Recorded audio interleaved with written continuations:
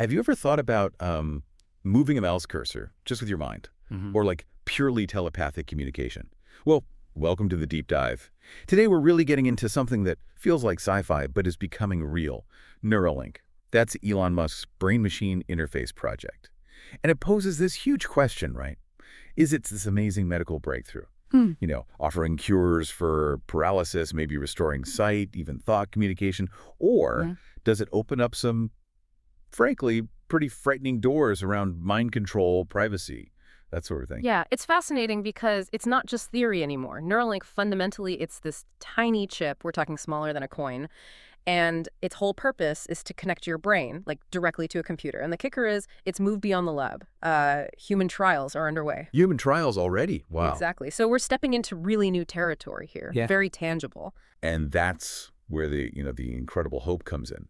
The medical side. I mean, for potentially millions of people, this could genuinely change everything. Think about people dealing with stroke recovery or diseases like Alzheimer's.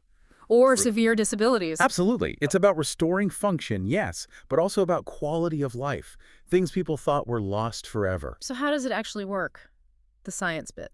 Well, the core tech is pretty elegant, actually, even though it's incredibly complex. You've got the chip, sure, it's tiny.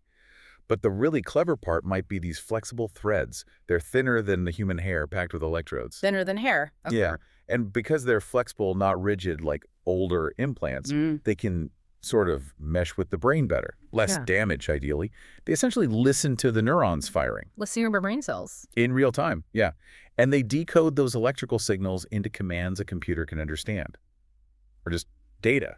It's unprecedented control. Okay, but let's pivot a bit. Powerful tech always have a flip side. The moment you connect the brain to a computer, well, the ethical alarm bells start ringing, don't they? If this becomes as common as, say, our phones, who controls the data? And we're not talking browsing history here. This is inside your head. That's exactly it. The privacy and control risks are immense.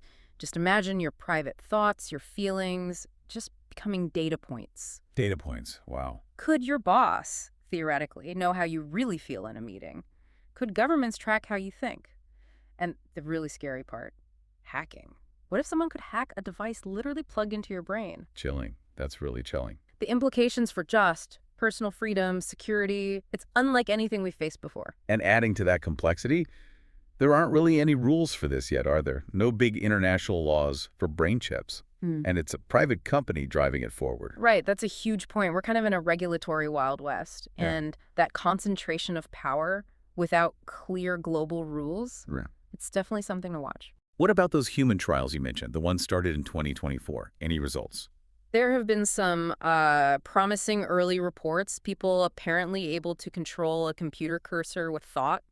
Even some very early steps towards decoding communication. These are real breakthroughs, make no mistake. That sounds incredible. It is. But these are early days, the long-term effects, how this continuous interface impacts the brain over years, we just don't know yet. We're really just scratching the surface of understanding that interaction. So, wrapping up this deep dive then, Neuralink feels like it's standing right on a nice edge. On one side, this almost miraculous power to heal, to restore, maybe even connect us to AI in totally new ways. Unparalleled capabilities, potentially. But balanced against these completely new kinds of risks. Control, surveillance, manipulation. It could change what it even means to be free. Absolutely. And I think what this really highlights is that the future isn't just, digital anymore. It's becoming biological, neural, and it's not some far-off thing. It's kind of already here. Inside us, potentially. And that really invites you personally to think about what all this means for you, for all of us in this new era. What does it mean to be human now?